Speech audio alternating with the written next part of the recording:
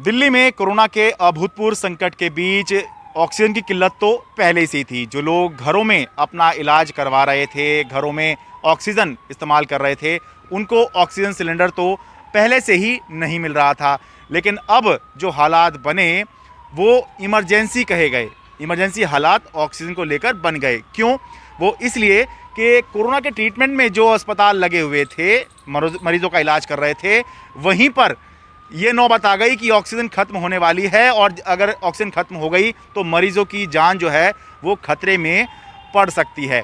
अब दिल्ली के अंदर, देश की राजधानी दिल्ली के अंदर ऐसे हालात क्यों बन गए, कैसे बन गए, ये समझने के लिए हम चलते हैं दिल्ली के सबसे बड़े कोरोना हॉस्पिटल लोकनायक जयप्रकाश हॉस्पिटल में।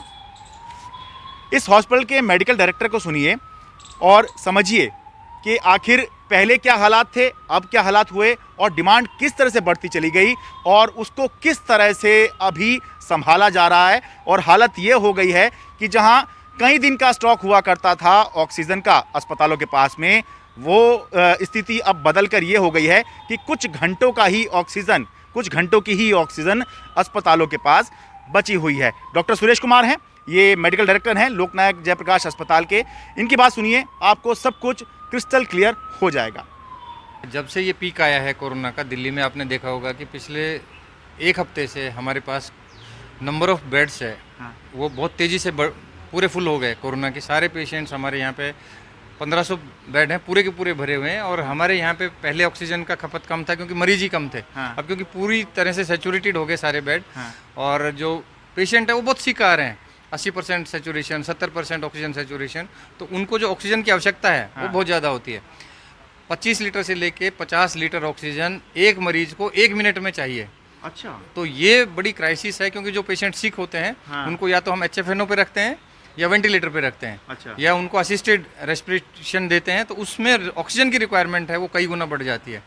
क्योंकि हमारा जो ये कोरोना के जो पेशेंट हैं वो इतनी गंभीर स्थिति में आते हैं कि उनको हमें ज़्यादा से ज़्यादा ऑक्सीजन देनी पड़ती है 90 से ऊपर सैचुरेशन मेंटेन करने के लिए। तो अभी हमारा जो डिमांड है 3-4 टन से बढ़ करके 21 टन पे आ गया है। 21 टन ऑक्सीजन हमें रोज चाहिए लोकनायक में, जबकि पहले आप बता रहे 3-4 टन आपका डेली का रिक्वायरमेंट था। जी, अभी हमें 21 टन चाहिए रोज।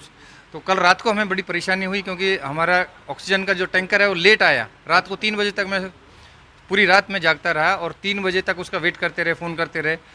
तो एक टाइम ऐसा है कि जो प्रेशर है हमारी लाइन का, सेंट्रल ऑक्सीजन लाइन का, वो ड्रॉप हो गया था। तो हमें सिलेंडर पे कुछ पेशेंट डालने पड़े। अच्छा, कि हमारा जो सेंट्रल सप्लाई है उसका प्रेशर ड्रॉप हो गया। ड्रॉप होने की वजह से हमने 100 से ज़्यादा सिलेंडर यूज किए, तब जाके पेशेंट स्टेबलाइज हुए। और हमने देखा कि अब जो डिमांड है वो बहुत ज़्यादा हो गई है पेशेंट्स की और हमें डेली जो है 20 टन ऑक्सीजन चाहिए यदि पेशेंट्स हमारे इतनी ही संख्या में यहाँ पे भर्ती रहे तो अभी रात में जब आप बता रहे हैं तो रात में आपको कितनी ऑक्सीजन मिल गई यहाँ पर? रात को फिर हमारे पास 10 टन ऑक्सीजन मिल गई थी। 2 टैंकर हमारे पास आ गए थे।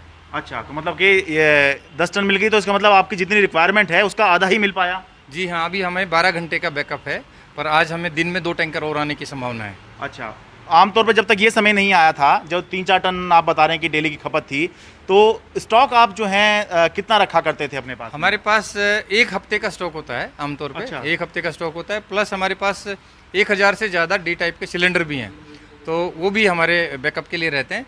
तो क्योंकि सिलेंडर पे ज़्यादा देर पेशेंट को नहीं रख सकते तो सिलेंडर बार बार बदलना पड़ता है। इसलिए हम प्रीफर करते हैं कि सेंट्रल पाइपलाइन का जो ऑक्सीजन है उसी से ही ज़्यादा सुरक्षित सर्विस हम दे पाते हैं। और बैकअप के लिए हम सिलेंडर रखे हुए हैं। तो पहले जो डिमांड थी मैंने बताया कि 3 से 5 टन डेली होती थी, अभी 20 टन से ज़्यादा हो गई है। तो ये हमारे लिए बहुत बड़ा चैलेंज है ऑक्सीजन रोगियों को देना।